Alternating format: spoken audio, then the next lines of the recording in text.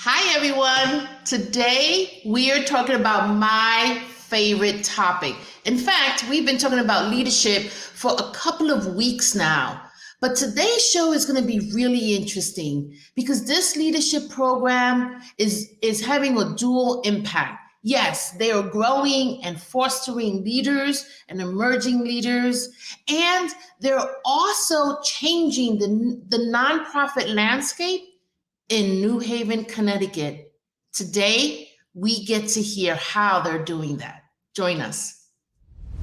Hello, everybody, and welcome back to Coffee Time with Masterminds. My name is Peta Blakely, and I'm the founder and principal of Blakely Consulting. Welcome to Coffee Time with Masterminds. I am Cynthia Rojas, founder and principal of To Your Growth. Welcome to Coffee Time with Masterminds. I'm Rebecca Tuttle, founder and principal of Grant Right Now and Grant Writing for Good.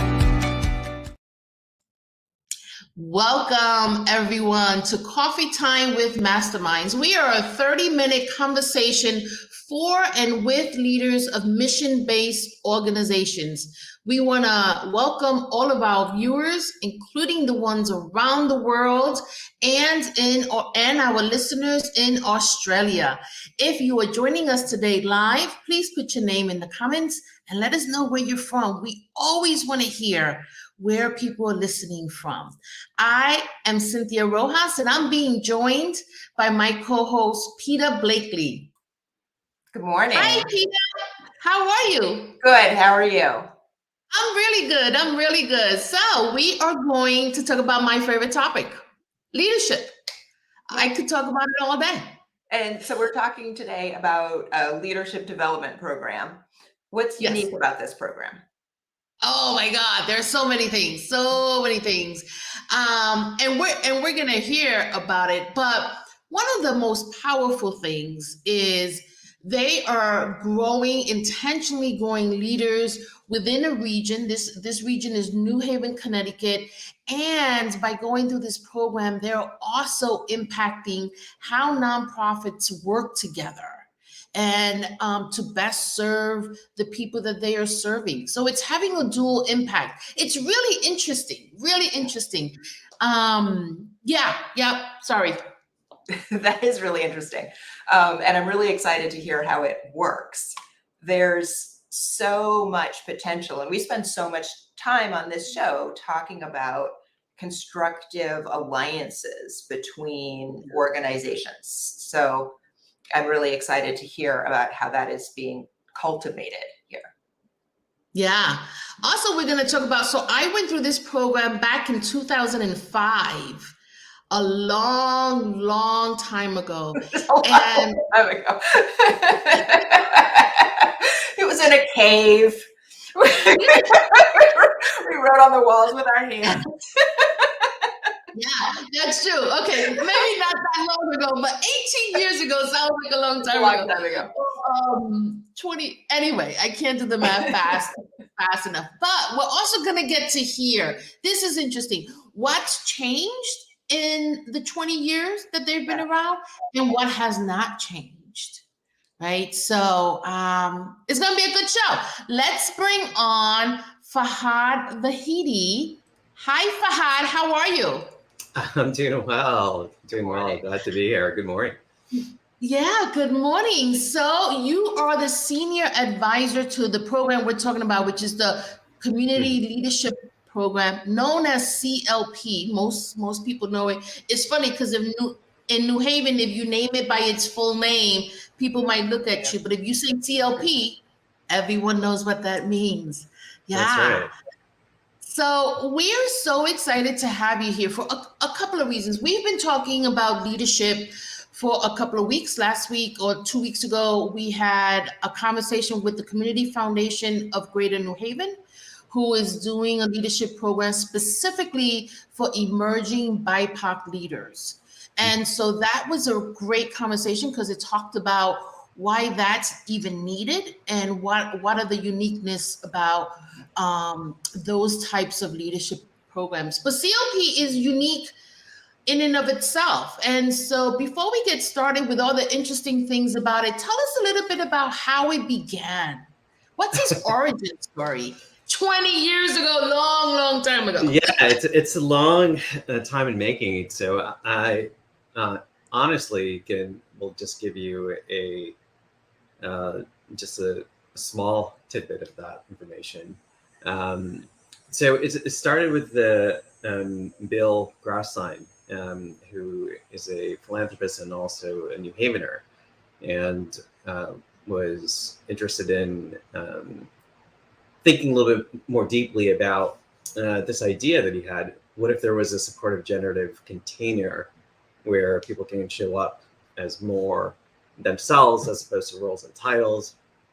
And what if they were able to have the conversations that they really wanted to have, that mattered, that had impact?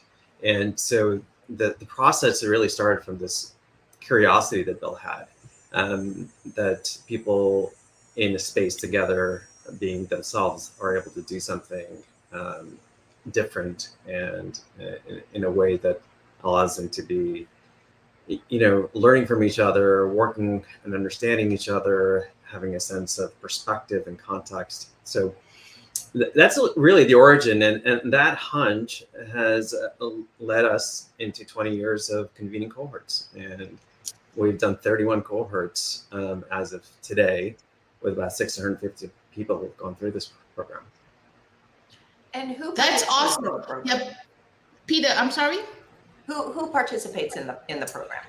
Yeah, initially when Bill started, he started off with folks that were in the nonprofit sector, and folks that he had an understanding of folks that are in New Haven, whether they're playing a role in organizational life or in public life, and brought them together, and obviously all of this is created with a community of folks. So he wasn't the only architect behind this and designer, and over the years it's been changing, and it's changed every year since, because more people have been influenced.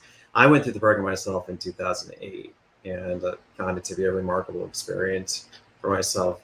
And so now we get folks from public life, organizational life, civic life, folks that are living in New Haven.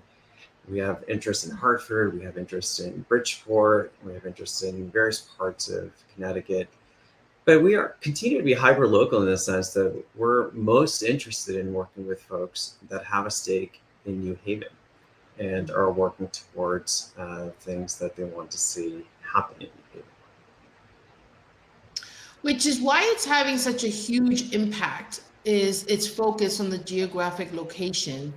And I want to go back to what you said in the beginning, where Bill brought together or talked to a lot of leaders before the program was designed.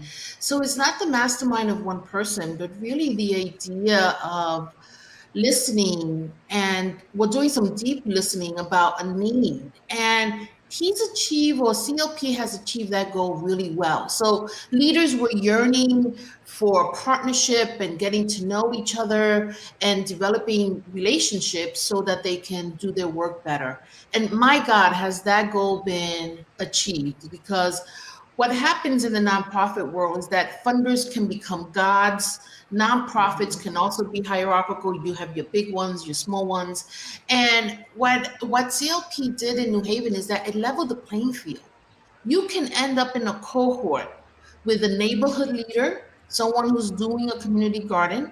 You can end up with a VP at a foundation, and you can end up with an investor who invest in nonprofit organizations. So it's really leveled the playing field.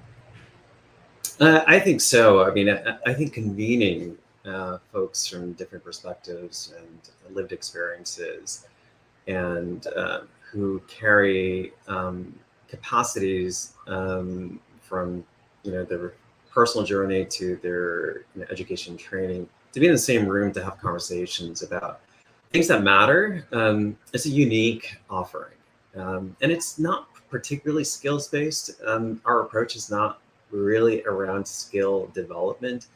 And while I said, when I say this, there are skills that being developed. I think listening is a big part of it. Cynthia, you know this really well. We pay a lot of attention to story. and the value and perspective of story, because it's one of those uh, ideas or one of those practices that allows us as humans to connect deeply to each other by listening, by understanding, by asking questions. But it's also one of those practices that allows us to imagine. And I think leadership is in need of imagining, right? Like we need more imaginations about what's possible. So Bill is, I believe that he's chiefly responsible for having story be part of this leadership experience, because he just brings a different type of curiosity. And so we lead with possibilities, imagination, and stories are equal for that. Yeah, the story has been a really powerful part of the work. And I remember when I was in my cohort, Bill was starting to dabble in story, and he had shared a couple of stories. And, he was teaching us that it's harder to hate when you know somebody's story, and it's so much easier to love. And I think my personal love for people and humanity has grown because of story. And so another goal, and I can't imagine the program without story. So that's been an important element in it. Yeah, a couple of days ago, Fahad, we were also talking about um, what has changed. So let's highlight briefly like the big things that have happened in the past 20 years. So when I came on board in 2005, we had Katrina happen. So the cohort starts in September. And Katrina happened 4 days or 5 days prior. And the then president of the United States, had not visited Katrina yet, or New Orleans. And so that was painful. But there have been other things that have So happened. much has happened in 20 years. I can't imagine. I mean, look, we've had significant things happen in the world. In Connecticut, we have elections. We had the first African-American president voted in between. We had the invention of the iPhone in between. I mean, so there's so much that has happened that we can talk about. Right. So as the times have changed, some of the things have remained the same. And one of those things is that we continue to be humans are still complex beings, and we're leading in complex times. That's been consistent. And in order for us to lead, we need to be resourced and to be in a community to learn from. And that's been similar. So we continue to bring cohorts in.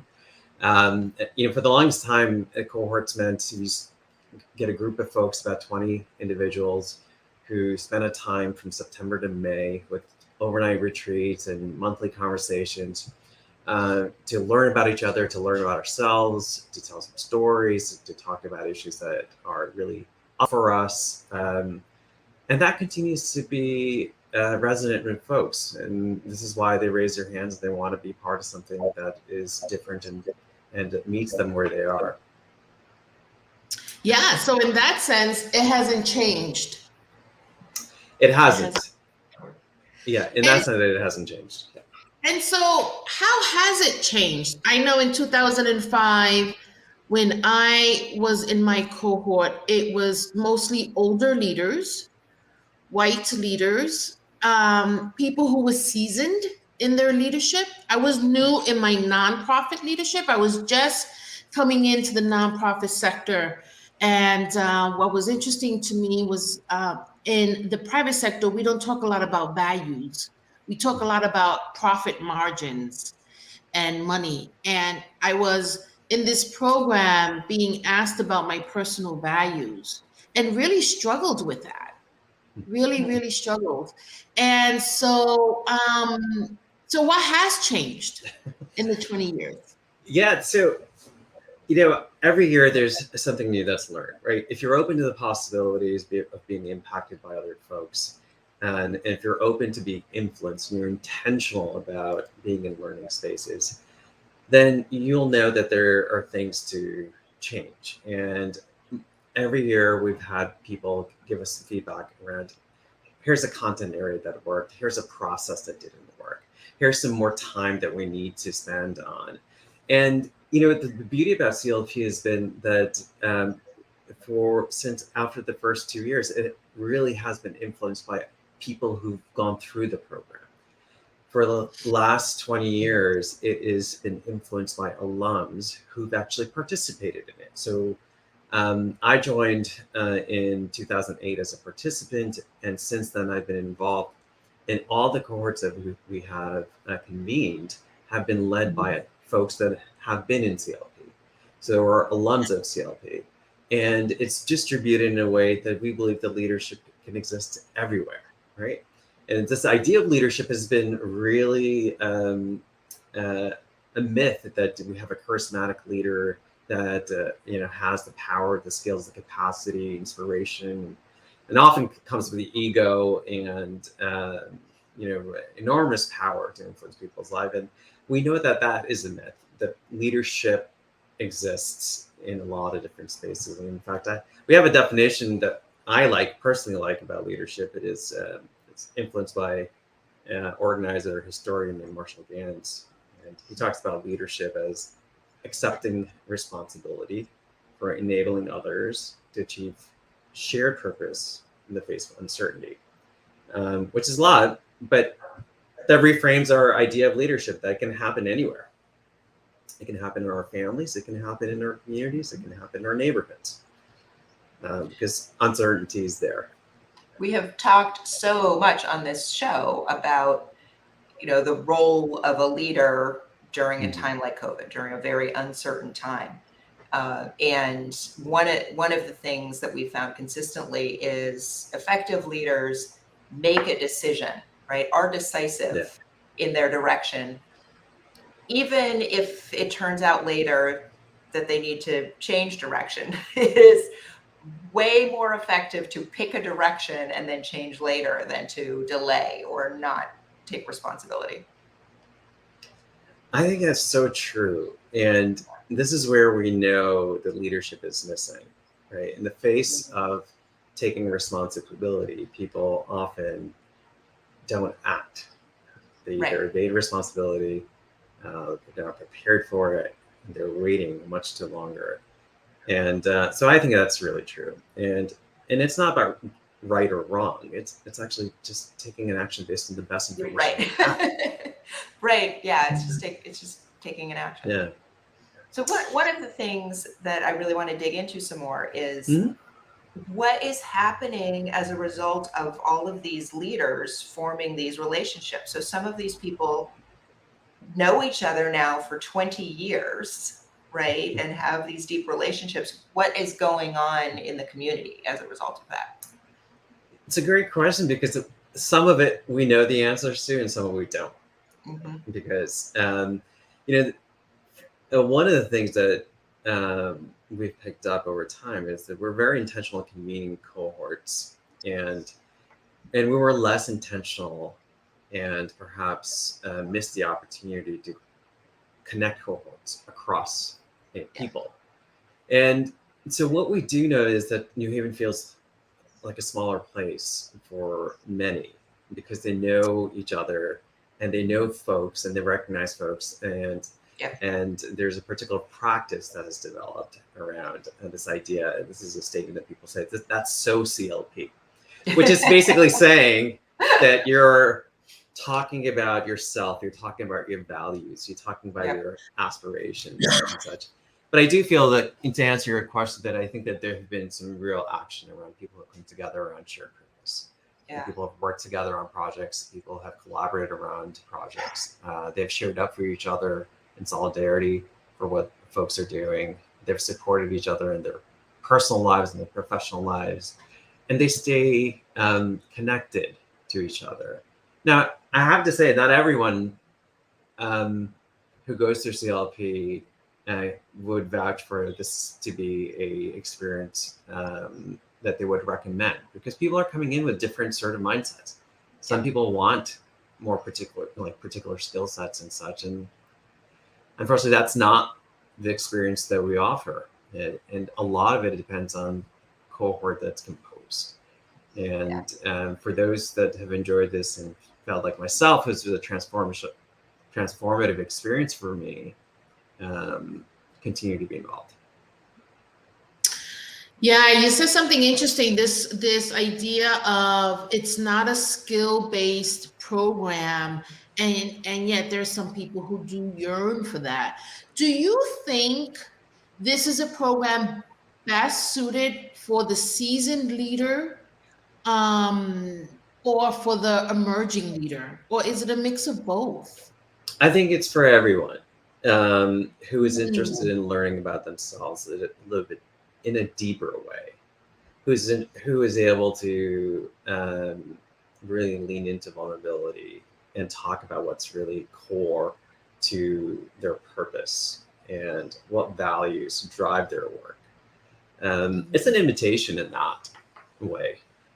So it doesn't matter if you're a retired leader or if you're coming in right out of college, if you will, or that you've been a neighborhood leader for years. But if you want to be in a conversation with yourself and people that are interested in learning, then this is the right sort of experience for that person. And through the years, you've had different presenters or different facilitators. And so now you say that everybody that works in or with CLP has gone through the program. But why the changes? Was it environmental? Was it what we were going through? Or was that intentional? I think it was at some point intentional, and in a large part influenced by the very people who went through something. And my guess is that people cared enough about this experience that they wanted to influence it, and they wanted to be part of it, to help grow it. And I think that's a sign of an important, engagement. People are engaged enough to put their time and energy into this. And so that's one of the metrics that we use in terms of who wants to raise their hand in being part of this experience or leading this and facilitating this for other folks. Because we're mostly interested in the development of leaders who are also interested in developing others, right? Because we want it to be a experience where people can walk away and say, okay, I'm now prepared to act and practice a certain way that allows for others to flourish as well. Yeah, nice. And I have two questions. I want to ask them because I want to forget them, but you could take them on one at a time. The first is there's intentionality, it feels like, of taking care of the leader. There's a lot of care and detail that goes into this program, including, and things we may or may not even realize, but including the food and the retreats and where we stay. And it's almost like you never have to think about anything when you're in session at CLP. So that's one question, is what's the intentionality around that? The second question is, when COVID happened, leaders really had to step up in a way that many of them still are trying to reconcile 2.5 years later. Like, what have we all been through? And some, I'm learning, are just starting to take some time off.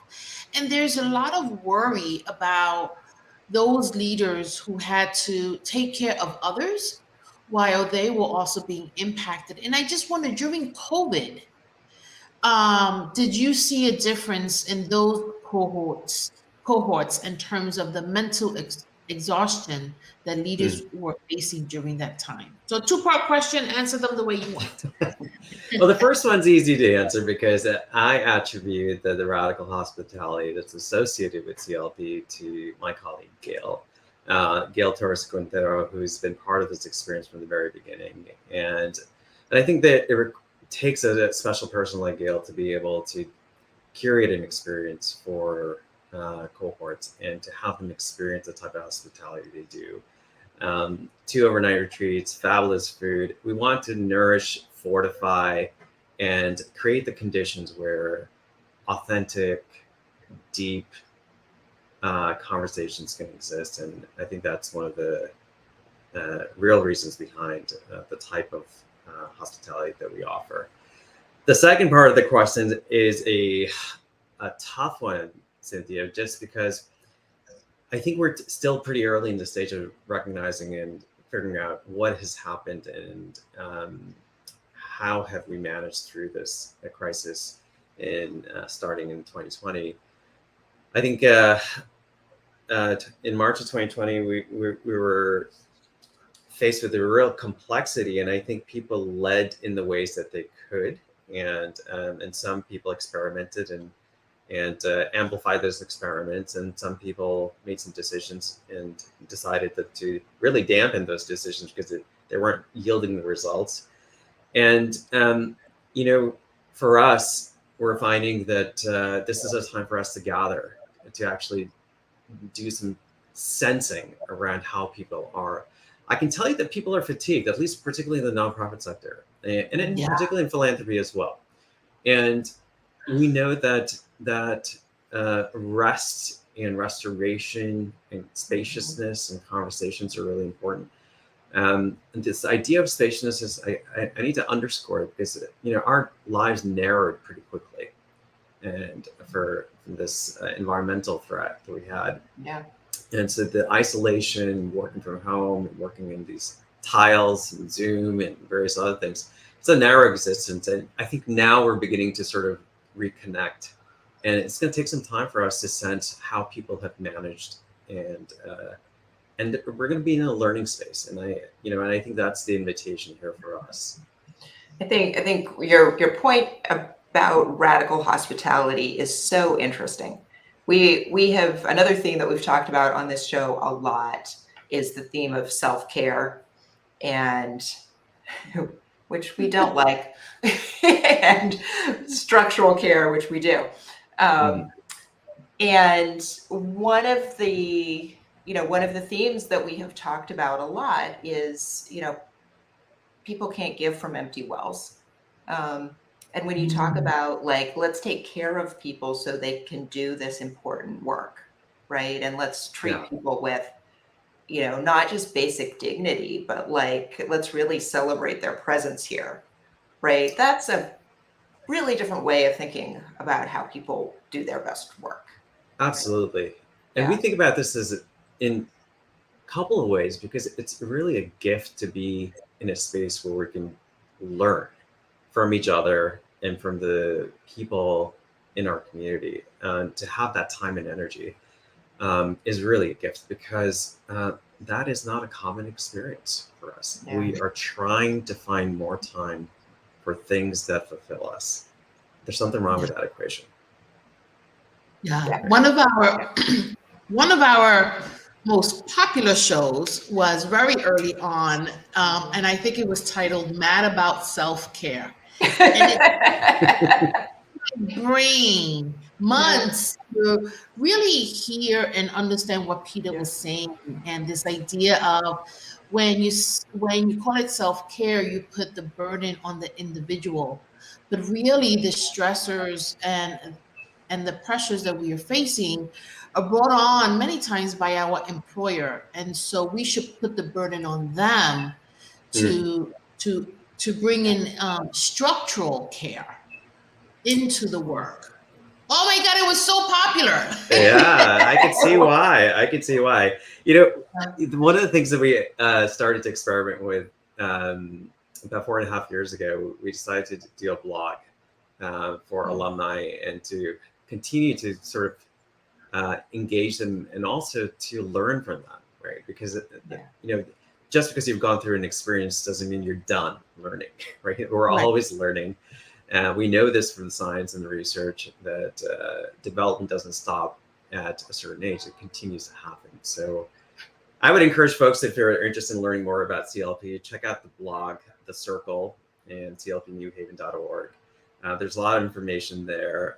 we're going to go for a pause this year and to do a little bit of a deeper dive in our content programming, and with some new initiatives launching next year, which is so excited to bring to next year's programming. So Yeah. And so what was that email again? I'm going to clpnewhaven.org is our landing site, and The Circle is the blog that has created alumni reflections and experiences. And there's quite a bit of that through the last 2.5 years. And it's telling, it's supportive, it's nurturing, it's insights. And we're going to continue to develop that because I think it's a real testimony to what people are living and talking about. Sounds like a fantastic resource. Yeah, Yes. I'm putting it in the comments. That's awesome. Well, Fahad, I am so excited to have had you on the show. I love CLP and really still find it 20 years later to be a very unique program in many ways, and am always happy to connect and hear what's going on. Well, thanks so much for inviting me. This has been a great conversation. And thank you for coming on. Yeah, absolutely.